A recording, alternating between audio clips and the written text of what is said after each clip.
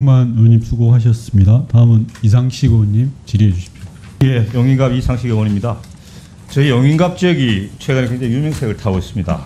우리 김대남 녹취 파일 공개되면서 4월 10일 총선에서 우리 김건희 여사의 용인갑 이현모 후보 공천설이 지금 불거져 나오고 있습니다. 저는 몇 가지 점에서 우리 김건희 여사가 용인갑에 이현모 후보를 공천하는데 개입했을 것이라고 생각을 합니다.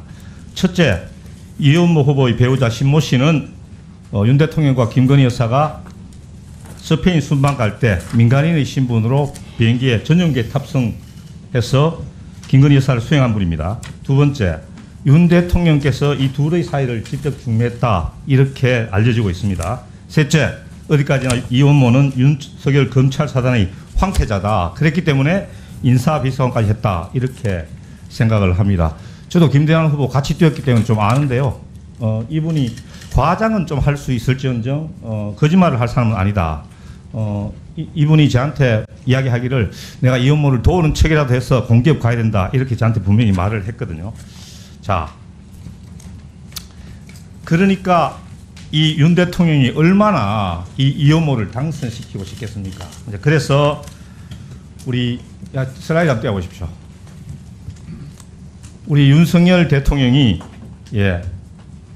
전국에 24번의 정책 간담회를 했습니다. 하면서 이 중에 1월 4일, 3월 25일 두 번 용인을 방문했습니다. 그러면서 이현모 후보가 했던 똑같은 이제 정책적 공약을 제시합니다. 반도체 고속도로 건설, 반도체 마이스트고 신설. 이 윤석열 대통령이 이현모 후보의 공약을 그대로 되풀이해서 이야기를 하거든요.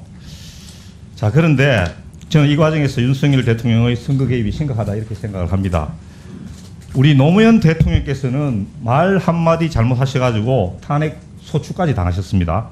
그런데 윤석열 대통령은 24회에 걸쳐 민생 토론회라는 명목으로 전국을 순회하면서 집권 여당의 공약 내역을 약속하고 여당 후보의 공약을 되풀이해서 확인해 줬다. 저는 이게 우리 노무현 대통령은 일회성으로 뭐 말을 실수한 것이라고 생각하지만은 윤 대통령은 계획적, 반복적으로 선거법을 위반한 혐의가 있다. 그래서 다른 지역도 다시 한번 들어주세요. 토론회 개최 지역도 보면 절대로 유리하거나 절대로 불리한 지역 가지 않습니다. 경북 같은 데 안 가고 전북 같은 데 안 가고요. 자, 저렇게 합니다. 그래서 꼭 당선시켜주고 싶은 이현모 후보가 있는 지역에는 두 번 왔다. 이것은 뭐냐? 다분히 선거를 위한 목적, 선거법에서 가장 중요하게 생각하는 게 뭡니까? 목적 아닙니까? 목적. 그래서 저는 윤석열 대통령의 선거법 위반 혐의가 다분하다 이렇게 생각을 합니다. 우리 선관위원장께서 계속 가정을 해서 질문을 하지 마라 이렇게 말씀하시기 때문에 저는 지금 있는 사실로 질문을 하겠습니다. 총장님, 네. 저희 우리 지역에서 선거를 할 때도 저도 선거를 몇 번 했는데 우리가 뭘 잘못하고 하면은 지역 선관위에서 불러가지고 지도를 하고 계도를 합니다. 그죠? 그런데 왜 우리 중앙선관위에서는 대통령께서 이렇게 잘못된 나중에 시비거리가 있을 수도 있는 이런 선거법 위반의 우려가 있는 이런 행동을 하시는데 왜 선관위에서는 그때 아무 제지도 하지 않고 그냥 방관했습니까? 예, 그 국선 앞두고 저희한테 그 부분 대통령 민생 토론회에 대한 질의를 하신 것으로 제가 알고 있습니다. 그때 같은 것은 같게 다른 것은 다르게라는 주제에서 대통령이 이 민생 토론회와 관련한 활동에 대해서 제가 말씀을 드렸고요. 어떤 말씀을 드렸습니까? 기본적인 업무 활동 범위에 있으면 자, 총장님. 지금 총장님 계신 선관위는 헌법기관입니다. 네. 그래서 헌법기관은 권위가 있고 독립성이 있기 때문에 그를 말을 할 수 있는 자격이 있고 자신감이 있습니다. 이거 경찰이 결국 이첩했잖아요. 경찰은 네. 수사기관이고 당연히 권력기관은 대통령의 눈치를 보게 돼 있는데 그러니까 당연히 통상적인 업무 활동의 일환이다 이렇게 해가지고 불송치를 하는 거 아닙니까? 제가 보기에는 총장님은 그때 당연히 그때 무슨 한 말씀을 하셔야 되는데 혹시 대통령하고 같은 동창이다 이런 게 작용한 거 아닙니까? 절대 아닙니다. 알겠습니다. 네. 예. 자, 또 다른 문제가 있습니다. 이현모 후보 2022년 대통령 비서관 재직 시에 446억 원 재산 신고했습니다. 그런데 22대 총선 후보자 재산 신고에는 60억이 감소했어요. 그 주된 이유는 뭐냐? 자생바이오라는 신모 씨가 가진 주식 4만 주가 없어졌다. 근데 문제는 뭐냐 하면은 이 배우자가 자생한방병원을 들어보셨죠, 총장님? 거기에 대주주예요. 여기서 자생한방병원에서 2020년 8일부터 2022년 8일까지 90억을 대여해줘요. 그런데 2023년에 자생바이오라는 회사가 갑자기 청산돼 버립니다. 그래서 4만 주가 사라졌어요. 4만 주가 주식은 평가액이고 실제로 사라진 돈은 자생한방병원에서 빌려준 90억 원이거든요. 우리 총장님 이런 거 우리 재산신고 받을 때 이런 거 심사 안 하십니까? 이 내용에 대해서는 제가 아는 바가 없습니다. 확인해 보십시오. 네. 확인 일단 해보시고. 자, 자생바이오 90억 현금이 어딘가 다 쓰져버리고 회사가 빈깡통으로 됐다. 저는 자생바이오가 비자금을 만들기 위한 유령 회사라고 저는 추정합니다.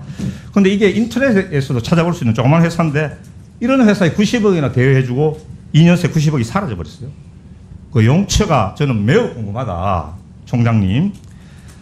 저는요, 선거법 위반으로, 지금 이제 기소가 된 상태인데, 현금 1억 5천을 4년 동안 썼다. 이걸로 수사기관에서 세게 추궁을 받았는데, 이거는 확인을 해보시면 2년 동안에 90억이 만약에 사라졌다. 저는 확인을 전제로 이야기하는 겁니다.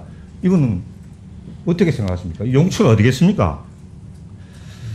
자생한방병원은 윤 대통령의 고액 후원자로 유명하다. 그래서 지금 자생한방병원에 뭐 특혜를 줬니 마니 하는 이런 언론 보도도 있습니다.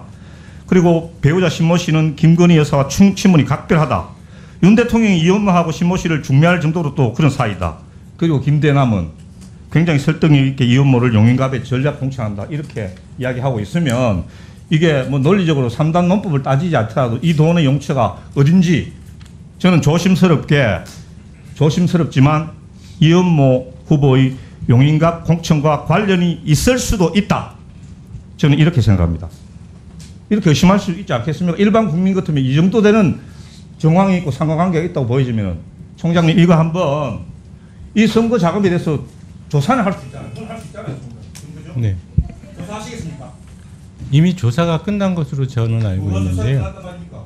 지금 선거 후보자가 제출한 내용에 대해서 지금 저희들이 이제 실사를 한 것으로 알고 있는데 지금 아직 실사 안 돼요. 그러면 실사를 했으면요. 그 보고서를 정확하게 저한테 제출을 해주세요. 저희들이 어떻게 됐죠? 선거 비용 실사됐죠. 저희들이 네, 선거 마무리해 마치고 주십시오. 선거 비용 실사는 끝난 것으로 알고 있습니다. 예, 그 보고서를 저한테 예, 알겠습니다. 네, 네. 예, 수고하셨습니다. 예, 조은희 의원님.